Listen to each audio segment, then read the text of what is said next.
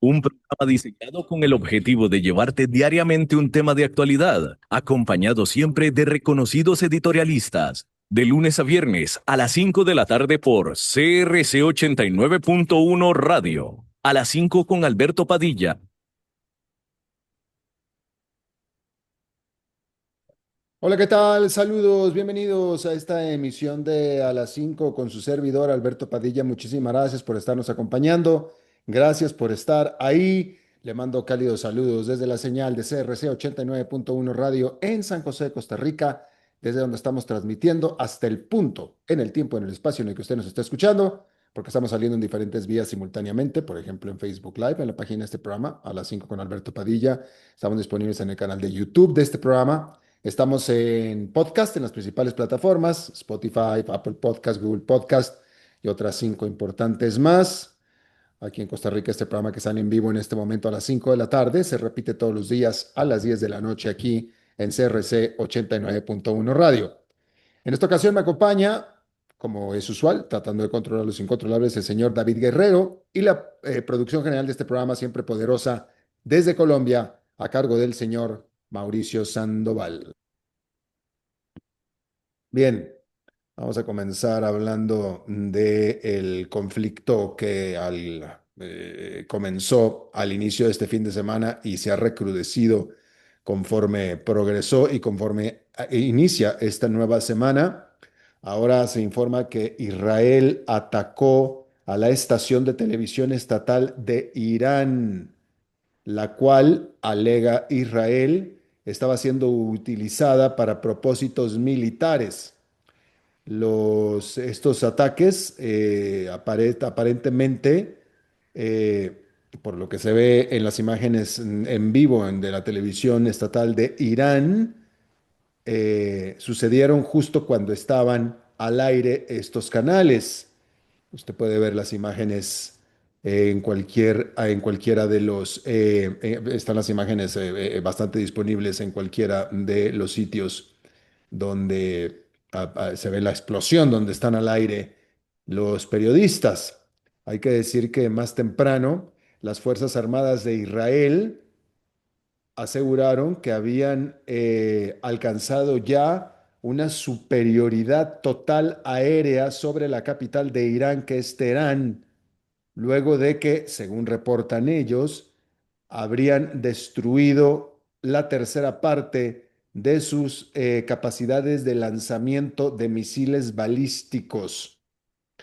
Por su parte, oficiales israelíes dicen que 24 personas han sido muertas por los ataques de Irán desde el viernes. Por su parte, Irán asegura que han muerto en su territorio 224 personas por concepto de los ataques de Israel. Mientras tanto, oficiales de salud de Palestina informan que las fuerzas de Israel mataron a alrededor de 40 personas en Gaza. La agencia de noticias Reuters reportó que alrededor de la mitad de estos muertos fueron por disparos y fueron cerca de un centro de distribución de ayuda humanitaria en la ciudad hacia el sur de Gaza de Rafah. Al respecto, las Fuerzas Armadas de Israel todavía no hacen comentarios. Mencionar que la Fundación Humanitaria de Gaza, que es este grupo respaldado por Estados Unidos y por Israel, son quien o es quien administra estos centros de distribución de ayuda humanitaria, alrededor de los cuales durante las últimas semanas han muerto, según los reportes, decenas de personas, decenas de palestinos a manos del ejército de Israel. Eso es lo que dicen los reportes, que esa es la verdad, que es lo que dicen los reportes. Bien,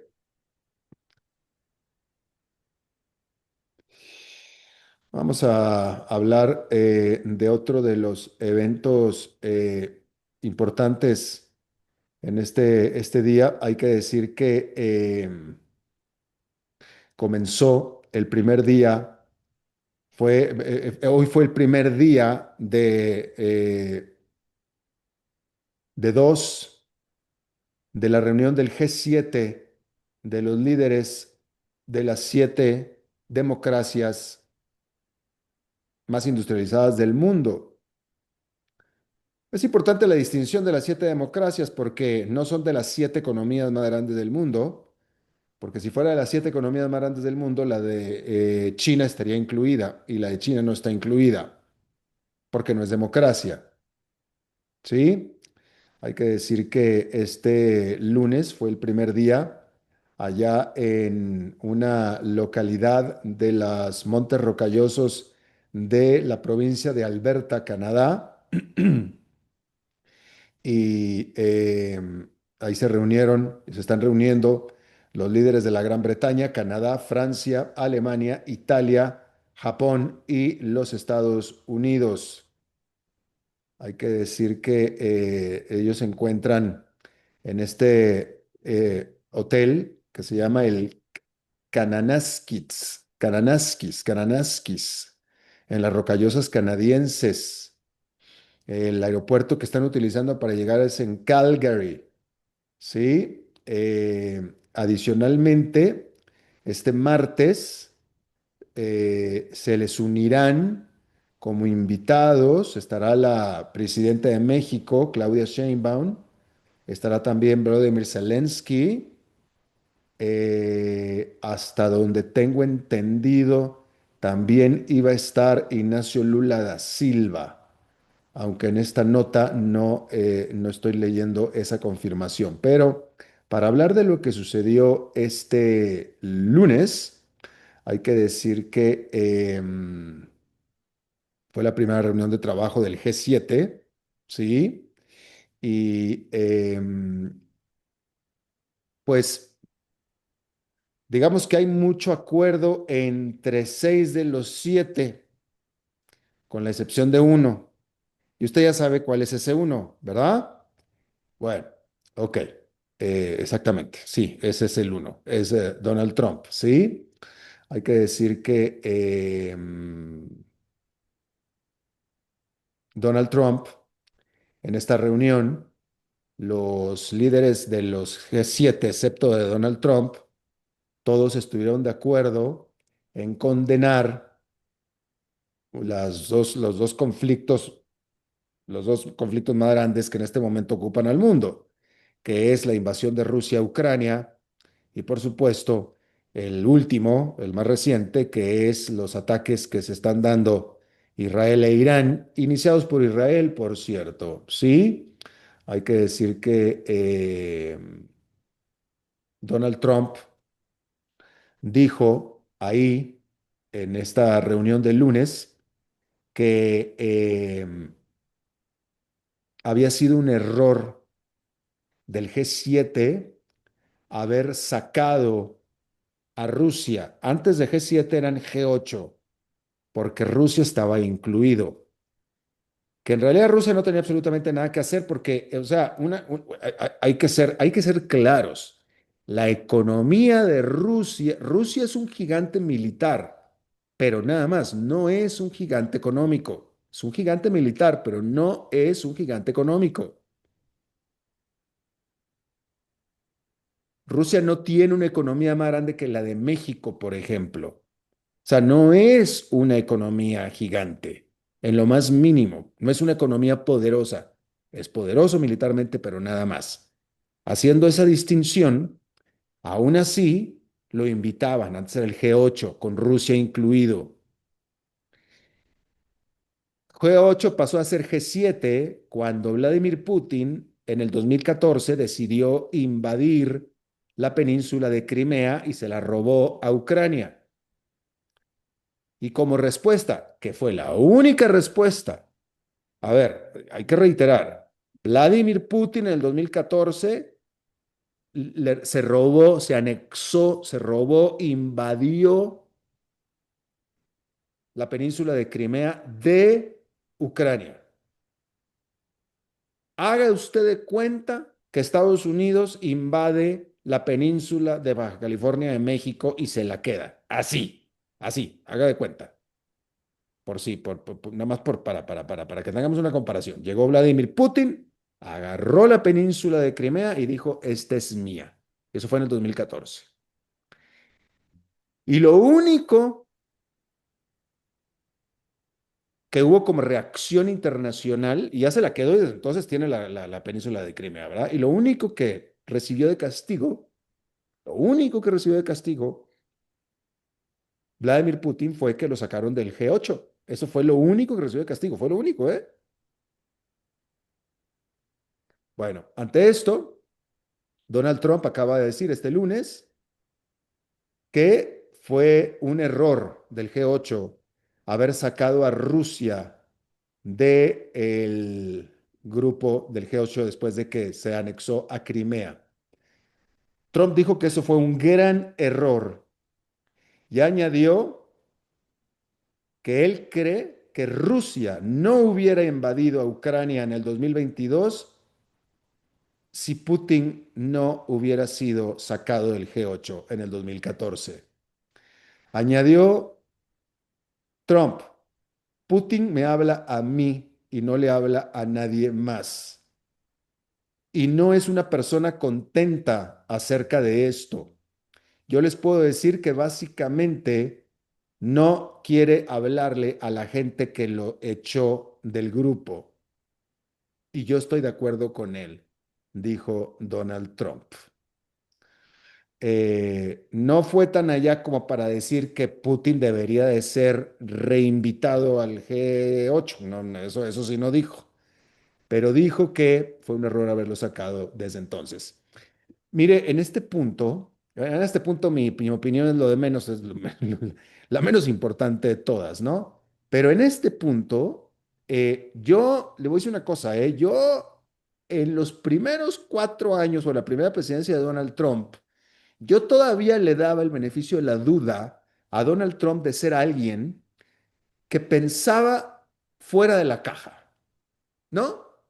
O sea, porque o sea, con este tipo de pensamientos, con este tipo de ideas, uno decía, ah, caray, a mí no se me había ocurrido.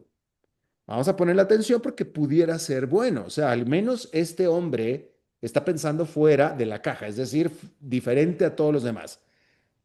Dentro de su primera presidencia yo le daba ese beneficio de la duda. Hoy en día me queda clarísimo, y no sé si usted está de acuerdo conmigo, pero si usted está de acuerdo conmigo, pero me queda clarísimo que no es que piense fuera de la caja Donald Trump, es que lo que quiere es llamar la atención. Eso es todo lo que quiere, llamar la atención. A ver, él dice que fue un error haber sacado a Vladimir Putin del G8 después de que invadió Crimea. Y está convencido de que si no le hubieran sacado el G8 no hubiera invadido Ucrania. A ver, espérame. Pues si ya estaba en el G8 y aún así invadió Crimea, pues entonces, ¿cómo? O sea, pues, ¿qué le hace pensar? Pues si él ya estaba en el G8 y invadió Crimea, ¿qué le hace pensar que si se hubiera quedado en el G8 no hubiera invadido Ucrania? Pues sí, o sea, por supuesto que sí. Ahora, él dice que Putin no quiere hablar con nadie de los que lo echó. Son mentiras. Eso son totalmente mentiras. Al contrario, los del G7 no quieren hablar con Putin. Todavía cuando estaba iniciando la invasión de Ucrania en el 2022, todavía Emmanuel Macron y el primer ministro de la Gran Bretaña, etcétera, todavía volaban a Moscú a hablar con Vladimir Putin.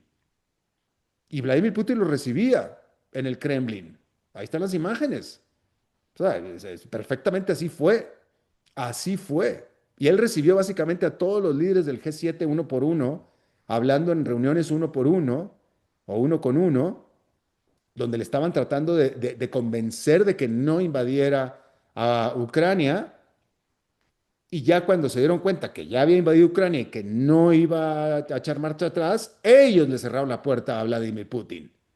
Pero Vladimir Putin siempre ha querido hablar con ellos. O sea, entonces, o sea, es totalmente, no solamente irrazonable, sino fuera de verdad lo que dice Donald Trump. Y en este punto Donald Trump me parece a mí que lo único que quiere es llamar la atención. O sea, ya ni siquiera se pone a pensar en el valor de sus declaraciones. Simplemente cuál de las declaraciones que yo pueda hacer va a ser la que va a causar más escándalo, por más disparatada que sea. Y yo creo que es en el plan, francamente, es en el plan en el que está Donald Trump, porque no tiene ningún sentido afirmar que Vladimir Putin invadió Ucrania porque lo sacaron del G8.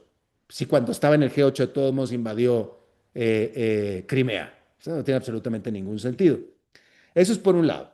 Por otro lado, se sabe que el G7 estaba tratando de emitir un comunicado en conjunto del G7 condenando los ataques o el inicio de los ataques de Israel a Irán. Y Donald Trump ya dijo que no va a firmar ese comunicado.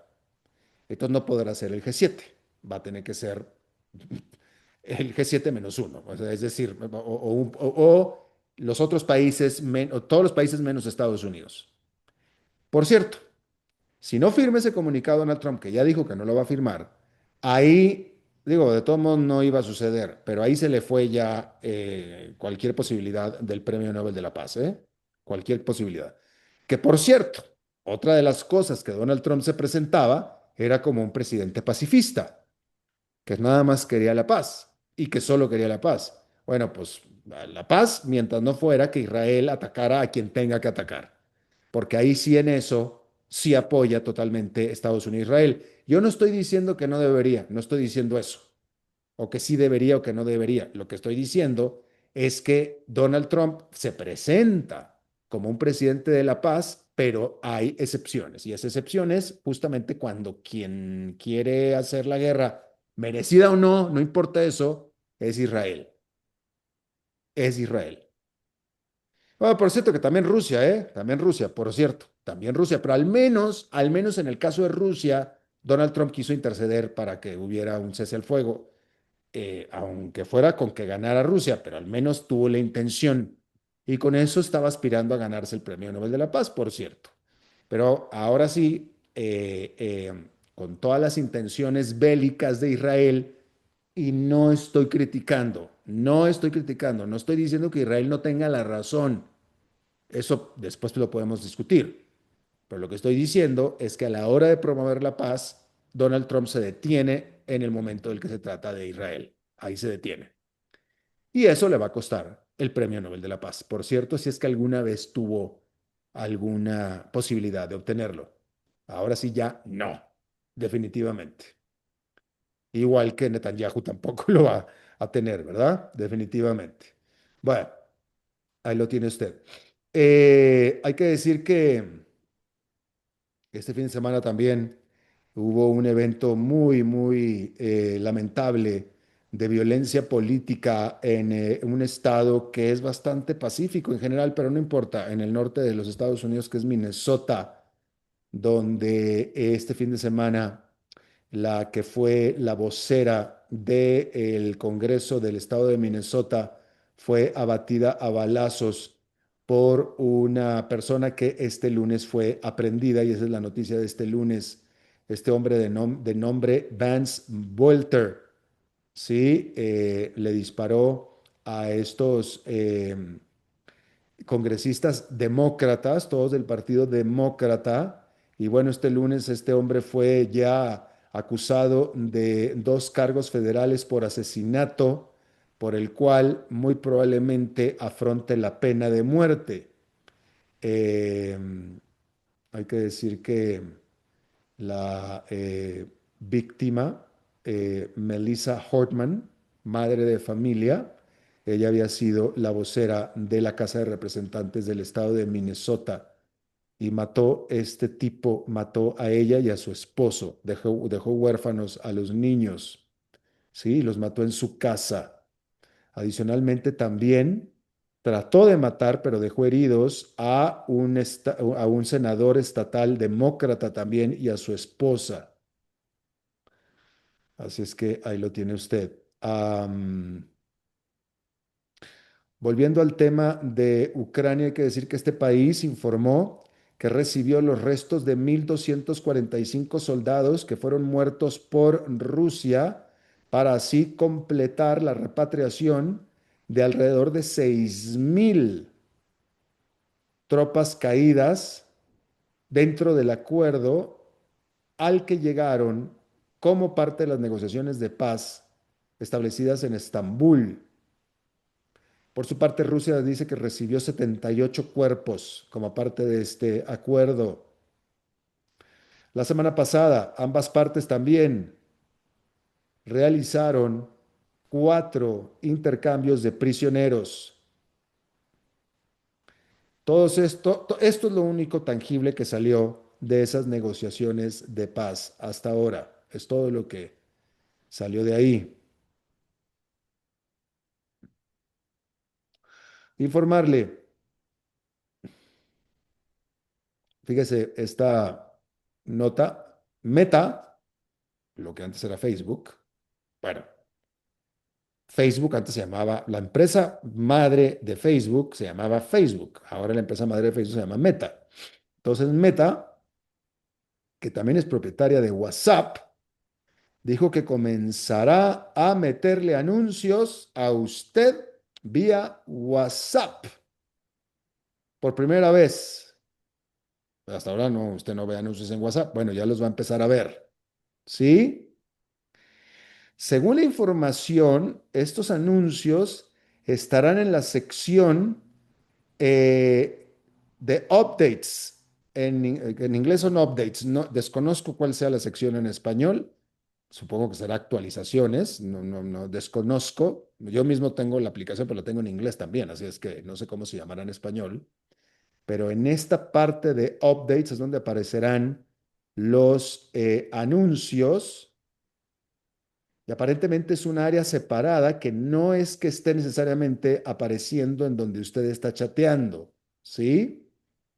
Decir que Meta compró WhatsApp cuando ya era una aplicación madura, pero antes de que la comprara WhatsApp, el cofundador de WhatsApp y WhatsApp nació con la promesa, WhatsApp, quien la creó originalmente, nació con la promesa de que nunca iba a tener anuncios. Pero pues eso fue cuando nació WhatsApp, ya después lo compró Meta y ya cambiaron las reglas, ¿no? Sobre todo, sí, Meta compró a WhatsApp en el 2014 y actualmente WhatsApp tiene 3.000 millones de usuarios diarios. 3.000 millones de usuarios diarios. Es más, yo lo invito a usted a que usted me diga cuántas personas usted conoce que no tengan o que no usen WhatsApp. ¿Sí? Entonces, pues, 3.000 millones de usuarios diarios es absolutamente un número demasiado gigante, como para no ofrecerlo a anunciantes para una campaña de publicidad. Entonces, es demasiada gente. Así es que casi, casi que le estoy diciendo que yo hubiera hecho exactamente lo mismo que está haciendo Meta. Definitivamente. Así es que bueno, ahí lo tiene usted. Bueno, no sé si se enteró, pero em, los empleados del Museo de Louvre en París dijeron, seremos empleados, pero ya no queremos trabajar más. E hicieron una huelga. Y este lunes se declararon en huelga y dijeron, yo no trabajo, todos los empleados del museo. Y según se informó, ya el lunes en la noche en París, el martes tampoco van a abrir porque tampoco van a ir a trabajar, tampoco los empleados. ¿Qué es lo que está pasando? Bueno, pues los empleados del Museo de Louvre dijeron que están ya agotados de las jornadas laborales y de que las instalaciones dentro del museo están en mucho deterioro y este museo es el museo más visitado del mundo y que simplemente están agotados y que el aire acondicionado no funciona bien y que al final hay demasiados turistas y básicamente que tienen demasiado trabajo. Y pues bueno, en Francia se da, como usted lo puede ver, o sea, esto no es muy nuevo ni es raro en países europeos, pero mucho menos en Francia, donde pues a usted lo contratan para hacer un trabajo y pues lo ponen a hacer ese trabajo y usted trabaja en el trabajo y luego usted, si no le gusta el trabajo, el cual usted quiso que lo contrataran, ¿verdad? Porque pues por eso está ahí. Entonces, en lugar de renunciar y buscar otro trabajo, ah, no, entonces mejor hago huelga porque es mucho trabajo de lo que yo pedí para que me contrataran. Y ese tipo de cosas se dan en Francia. Y eso es lo que se dio ahora en el Museo de Louvre. ¿Sí? Y ya dijeron que el martes tampoco van a abrir. ¿Sí? Hay que decir que un sindicato dijo que las condiciones laborales en Louvre eran simplemente insoportables. Eh, entonces, en este momento ya dijeron que el martes no hablan, no abren. Lo que no se sabe es si van a abrir el miércoles. Pero por lo pronto, en plena temporada alta de visitas, es lo que se informa que se está dando este asunto en el museo más famoso de París. Bien.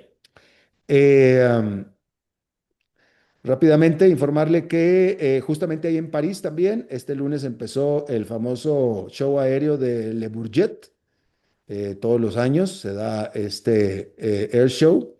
Ahora, desafortunadamente, con el espectro fatal del accidente de Air India de este viernes o de este jueves, cayó el primer accidente comercial aéreo en mucho tiempo, en el mundo incluso, y pues esto definitivamente va a estar siempre metido en el ambiente del show aéreo de Le Bourget, pero de todos modos se informa que en esta ocasión, en este año, casi la mitad de la exposición y de los stands por primera vez que hay en este Air Show están dedicados a la industria de la defensa. Normalmente este Air Show es muy dedicado es a todo lo que sea aviación y a todo lo que sea el aire, y siempre incluyó defensa, pero siempre pesó más el área comercial, siempre. Están reportando que este año con, desafortunadamente, los eventos geopolíticos con la guerra en Ucrania y todo lo que esto ha generado y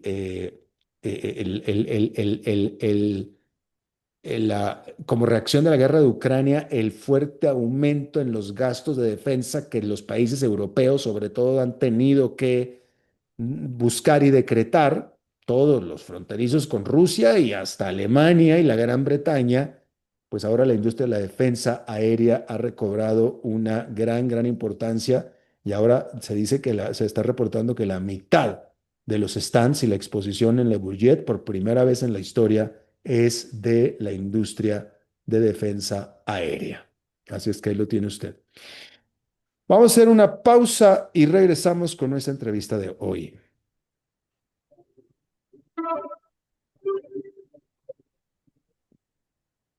Continuamos escuchando a las 5 con Alberto Padilla.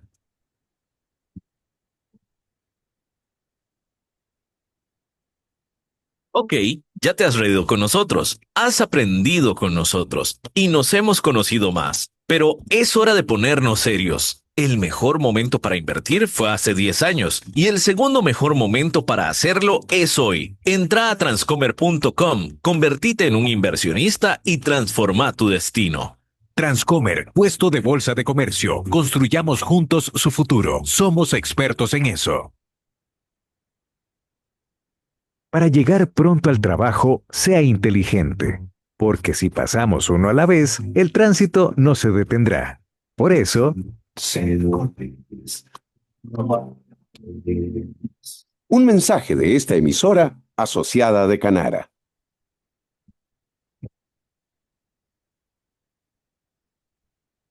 Seguís escuchando a las 5 con Alberto Padilla. Bien, muchísimas gracias por continuar con nosotros. Vámonos a Colombia, donde hace unos días el presidente Gustavo Petro,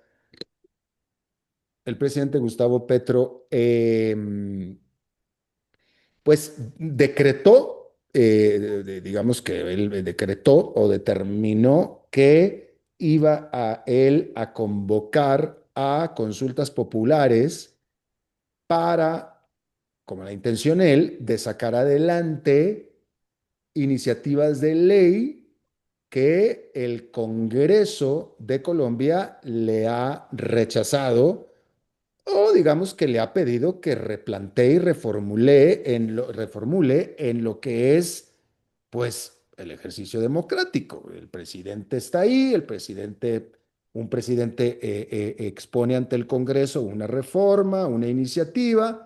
El Congreso le dice, no, así no, hazle cambios y lo podemos hablar y así es como se hace el juego político en una democracia, ¿cierto? Por eso está el balance de poderes, ¿cierto? Por eso está el Congreso y por eso está el presidente. Y entre los dos se ponen de acuerdo para llegar a un punto medio, ¿verdad? Uno no es un dictador y el otro tampoco lo es, y vamos a ponernos de acuerdo y sacamos una iniciativa adelante. Literalmente, en lo que se puede interpretar desde fuera, Gustavo Petro ha enviado, algunas sí se las han aprobado, algunas, otras no. La que no le aprobaron, no le gustó, entonces dijo, entonces lo voy a hacer como referendo popular y ya no le voy, literalmente, no le voy a preguntar al Congreso, le voy a preguntar al pueblo. Y estoy seguro que no hay demasiado que explicarle a nadie que hable español, porque en el mundo de habla hispana se da bastante de esto. Está con nosotros y le agradezco muchísimo desde Bogotá, Carlos Eduardo Getchem. Él es abogado y politólogo. Actualmente es profesional titular de Derecho Constitucional de la Universidad Externado de Colombia, muy referido en los medios y por cierto, también vaya, es primo hermano de Miguel Uribe, quien recibió este atentado hace un poco más de una semana y por eso sentimos mucho lo que le está pasando a Miguel. Y si nos puedes decir cómo está Miguel, Carlos Eduardo, bienvenido, gracias. Hola Alberto, ¿qué más? ¿Cómo van ustedes? Muchas gracias por la invitación. Pues estamos, como lo han dicho los médicos, en una situación crítica que ha ido avanzando positivamente en los últimos días. Y bueno, estamos con la fe puesta en que las cosas van a salir muy bien. Había empeorado hoy, este lunes, Miguel, ¿no es cierto? Tuvo una recaída. Tuvo una cirugía que obviamente pues implica un posoperatorio crítico, pero bueno, igual con la fe puesta en que las cosas saldrán muy bien. Ojalá y que sí, y eso deseamos a la familia, Muchas gracias, gracias. de toda la familia grande que tú eres parte de ella.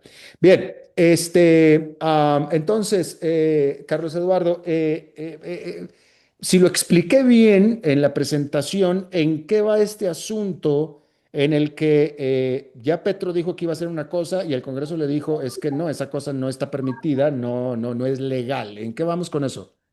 Bueno, pues mira, primero, claro, el gobierno presentó, creo yo que de manera equivocada en términos de tiempos, una serie de reformas. Y digo equivocada en términos de tiempos porque normalmente lo que ocurre en Colombia decimos que los gobiernos tienen su primer año de luna de miel con el Congreso, que es el año en el que pues, la mayoría de las reformas se presentan porque tiene capital político el gobierno, porque tiene buenos amigos en el gobierno, en el Congreso. Y este gobierno presentó una serie de reformas, el primer año como una reforma tributaria que se la aprobaron, una serie de reformas que tienen que ver con las posibilidades de repartir los recursos de nivel nacional hacia las regiones que también se la aprobaron. Presentó dos reformas que inicialmente el Congreso no se las aprobó, una que era la reforma, se llamaba reforma a la salud, todo al sistema de salud colombiano, y otra una reforma laboral. La reforma laboral realmente digamos, no se aprobó en la comisión. En Colombia el procedimiento legislativo hace que un proyecto de ley tenga que pasar por comisión y por plenaria de las dos cámaras. Entonces no se la aprobaron en la primera cámara, es decir, en la cámara baja se la aprobaron en las dos reformas, en las dos, tanto en comisión como en plenaria, y cuando llegó al Senado, la comisión séptima del Senado, que es la encargada de esos temas sociales y laborales, decidió que no se adelantaba el procedimiento, y ahí quedó, digamos, inicialmente esa fue la noticia, y a los pocos días el gobierno consideró que había que llamar a una consulta popular. Y la consulta popular en Colombia consiste, a diferencia de lo que pasa en otros países, simplemente en preguntarle a los ciudadanos si están de acuerdo con algo. Es decir, la reforma per se no modifica la ley. No hay posibilidades de que una vez se le presente al pueblo, al día siguiente entre en vigencia absolutamente nada, porque simplemente preguntarle. En Colombia existen otros mecanismos como el referendo que de haberlo utilizado podrían haber dicho, mire, esto es lo que debe decir el texto normativo, se aprueba y a partir de mañana entra en vigencia. Entonces, el gobierno lo que hizo fue llamar a una consulta, pero la constitución colombiana exige dos requisitos para que haya consulta. Uno, que el Senado haya dado su visto bueno y dos, que el gobierno, con base en ese visto bueno del Senado, emita un decreto. Y ahí sí las autoridades, digamos, que organizan elecciones y todas las autoridades electorales organizan la consulta. En el caso colombiano, el Senado dijo que no, y al decir que no, pues hasta ahí moría la posibilidad de que la consulta se presentara. Sin embargo, el gobierno, utilizando una figura que se llama excepción de constitucionalidad, que es un poco, digamos, es un poco de permitirle a algunos funcionarios que cuando consideran que una norma viola la Constitución o que una decisión viola la Constitución, pues simplemente no se les obliga a que hagan algo que ellos de verdad creen que viola la Constitución. Entonces se le dice, vea, si usted considera eso, pues simplemente no aplique la norma. Entonces el gobierno dijo, mire, esa votación tiene muchos problemas, la votación en el Senado tuvo una serie de vicios que la vuelven inconstitucional, y en ese orden de ideas, yo gobierno considero que el Congreso no negó la consulta, y en ese orden de ideas saca un decreto y le dice a las autoridades electorales, organicen la consulta, porque el Congreso se pronunció de manera equivocada y hay vicios en el procedimiento en el pronunciamiento del Senado. Entonces pues adelantemos las elecciones y ahí estamos. Eso aquí se ha llamado el decretazo, porque efectivamente a través del decreto se pretende llamar a unas elecciones con vicios. Ahora, el espíritu, la intención del gobierno, tú le llamas el gobierno, yo le llamo Petro, la intención de Petro es la de, él lo que dice, la posición de Petro es, a mí me eligió el pueblo me eligió para hacer cambios y este Congreso no me está permitiendo hacer estos cambios, así es que voy a preguntarle al pueblo que me eligió si quiere que hagamos estos cambios. Básicamente es el espíritu de lo que está diciendo Petro, ¿cierto? Pero déjame te pregunto una cosa. Colombia, siendo un país democrático, el pueblo que votó tanto al presidente como votó tanto al Congreso. Y el pueblo fue el que quiso poner al Congreso actual como contrapeso del presidente que también eligieron, ¿cierto? Claro, totalmente, pero además con un agravante, si esto se tratara de número de votos, la verdad es que el número de votos que eligió al Congreso actual es superior al número de votos que eligió al presidente. Si lo que estuviéramos es discutiendo quién tiene mayor legitimidad numérica en una democracia. Pero más allá de eso, es totalmente cierto, y yo soy profesor de Derecho Constitucional y yo le digo a mis alumnos que cuando se inventaron el Estado le pusieron Leviatán porque Leviatán era un monstruo. Y era un monstruo, y precisamente para que ese monstruo no se viniera a morder a los ciudadanos, se le inventaron un monstruo de tres cabezas. Mm. Y eso tenía una lógica, y era que entre las tres cabezas se controlaban precisamente para que nadie excediera el poder, porque la democracia y el Estado liberal actual está basada sobre un principio que es la desconfianza de quien ejerce el poder. Hay que ponerle controles. No. Los británicos acuñaron una frase que el poder corrompe y el poder absoluto corrompe absolutamente, y es totalmente cierto. Entonces hay que poner control, y aquí lo que está funcionando es un control que está dentro del marco de la constitucionalidad.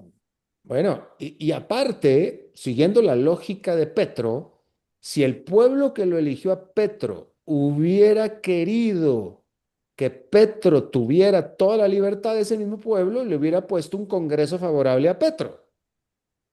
Claro, y adicional a eso, hay, digamos, un problema todavía mayor y es que eh, fruto de que le negaron y que está en la discusión, digamos, el decreto, de hecho ese decreto ya ha sido demandado, en este momento los jueces colombianos tienen que pronunciarse sobre ese decreto.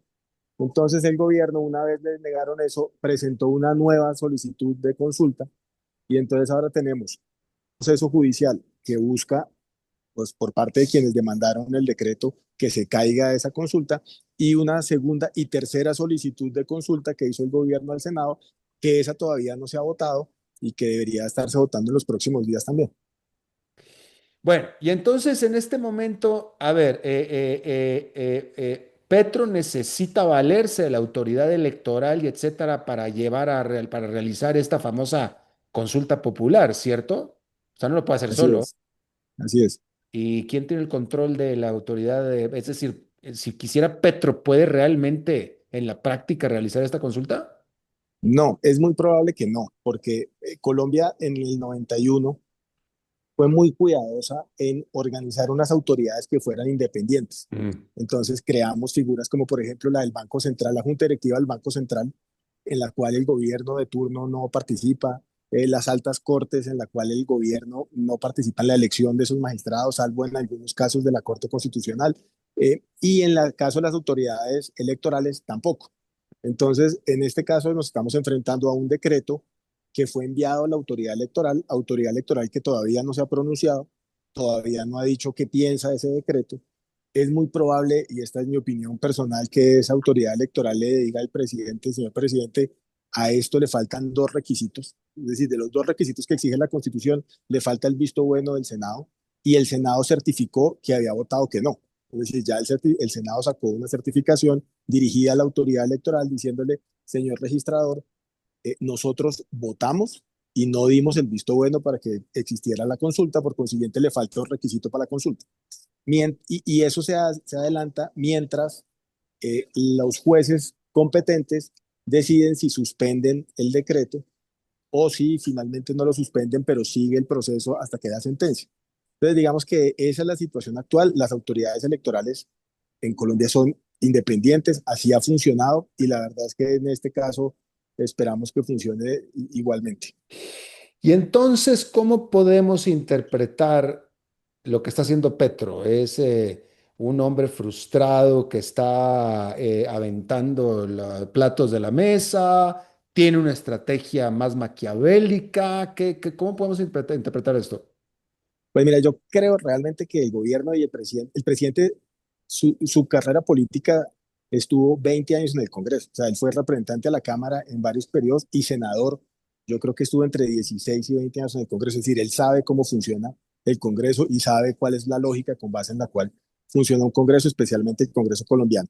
Y eso me permite pensar que él tiene claro que eso no se lo van a aprobar, que el decreto no va digamos que el decreto finalmente va a ser tumbado por los jueces, pero que el Congreso no le va a votar sus dos reformas iniciales o posteriores, perdón.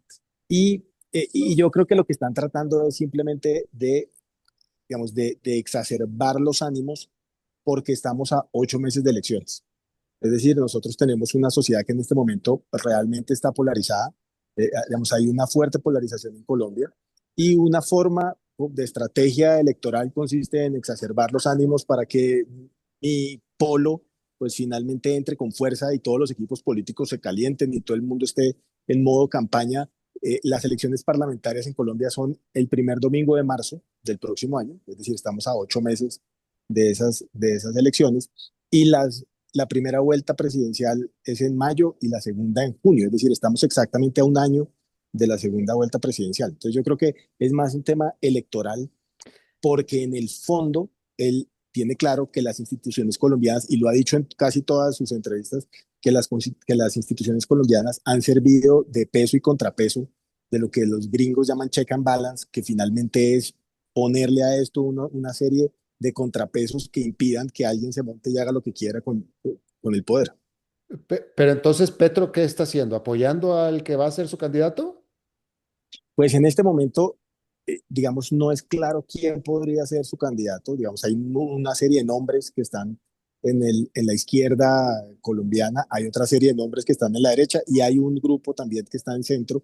Se supone que todos estos precandidatos van a unas consultas que no están consagradas en la ley su fecha, entonces eso es por acuerdo que se organizan las fechas. Normalmente lo que debería ocurrir es que en marzo, cuando son las elecciones parlamentarias, se hagan las consultas y a partir de marzo tengamos no solamente un nuevo Congreso elegido, sino además tres candidatos, el que sea elegido de la consulta derecha, el que sea elegido de la consulta de izquierda y el que sea elegido de la consulta de centro. Pero pero es importante para el gobierno poder tener un número importante de congresistas el próximo gobierno para tratar de bloquear, hacer lo mismo que hoy critica, poder bloquear a quien llegue al gobierno. Y para eso hay que mover la gente y hay que mover el electorado y hay que ponerlo en discusión y hay que poner, y yo creo que es más eso que realmente una intención seria y concreta, porque hemos llegado, si uno lee, por ejemplo, las preguntas que se pretende hacerle al pueblo, pues es que son las preguntas como decir que si estamos de acuerdo en que a partir de las 6 de la tarde se paguen horas extra. Para eso no hay que hacer ni una consulta, no hay que hacer un cambio de constitución, no hay que hacer absolutamente nada. Para eso simplemente hay que hacer una reforma laboral, presentarla al Congreso y que el Congreso la apruebe. Y hacer todo lo que hay que hacer para que el Congreso lo apruebe. Aquí ya estamos, la semana pasada el nuevo ministro de Justicia hizo referencia ya a una posible Asamblea Nacional Constituyente si la consulta no la aprueba. Entonces estamos ya hablando de unas cosas que si uno revisara el calendario que la Constitución exige para que haya una Asamblea Nacional Constituyente, si hoy iniciáramos eso, estaríamos hablando de una elección a la Asamblea Nacional Constituyente por ahí un año, año y medio, y el gobierno Petro se termina el 7 de agosto del próximo año. Entonces tampoco dan los tiempos para algo parecido. Ahora, una pregunta que eso me parece que es muy relevante. ¿Petro sigue siendo popular? ¿Sigue teniendo apoyo popular, sí o no? Claro, él tiene un apoyo que en este momento, según las encuestas, claro, hay unas que lo ponen en el 20, hay otras que lo ponen en el 35, pero debe estar alrededor del 25% de apoyo. Aunque fuera 35, eso no es popular. No, no, pero tiene, digamos, ese es un nicho, un núcleo duro, es decir, es gente que cree firmemente en ese proyecto político y no se le ha movido en estos 3 años y probablemente en el próximo año tampoco se le mueva. Entonces ellos tienen un piso que es relativamente importante en términos electorales. Ya. Carlos, perdóname que te tenga que hacer esta pregunta a ti, pero te la pregunto como analista. Lo que pasa que desafortunadamente también eres primo, pero invoco al analista. Ahora que el candidato Uribe está en este momento delicado de salud y que probablemente no vaya a estar lo suficientemente bueno de salud como para continuar con su carrera presidencial, yo creo que ustedes ya han visto ese escenario. ¿Quién pudiera ocupar su lugar? Bueno, digamos que Miguel en este momento es senador y de un partido que se llama el Partido Centro Democrático, que es un partido dirigido por un expresidente colombiano que se llama Álvaro Uribe. Álvaro Uribe. Y él no era el único candidato de ese partido, por eso era precandidato en este momento, y hay otra serie de candidatos que pretenden ir a una consulta y de ahí sacar un candidato. Entonces, digamos que ese procedimiento de la consulta, supongo yo, porque la verdad es que en estos últimos días, pues fruto de lo que está pasando con Miguel, pues nadie ha hablado de mecanismos para elegir candidatos ni nada por el estilo, pero supongo yo que seguirá en la línea del partido escoger a través de consulta entre los senadores y no senadores que pretendan ser candidatos. Claro. Bueno, pues Carlos Eduardo Getchem, quien es académico de la Universidad Externado de Colombia, quien fuera también viceministro del Interior de Colombia, te agradezco muchísimo tu buena disposición a charlar con nosotros. No, a ustedes muchísimas gracias por la invitación. Hasta la próxima. Chao, chao. Bien, siendo lunes, vamos a cambiar de tema y vamos a cerrar el programa hablando de bienes raíces y para eso está con nosotros el experto en bienes raíces, don Eugenio Díaz. ¿Cómo estás, Eugenio? Hola Alberto, ¿qué tal? Muy buenas tardes. Saludos nuevamente a ti y a todo tu auditorio hoy lunes. Y bien, en esta sección de el programa a las 5 con Alberto Padilla de la sección de bienes inmuebles, quiero comentarles el día de hoy que estuve en conversaciones con la gente de Acoplagas. Acoplagas es una cámara precisamente de personas que se dedican a fumigar y exterminar plagas. Y estábamos hablando sobre la importancia de conservar los bienes inmuebles precisamente libre de este tipo de plagas.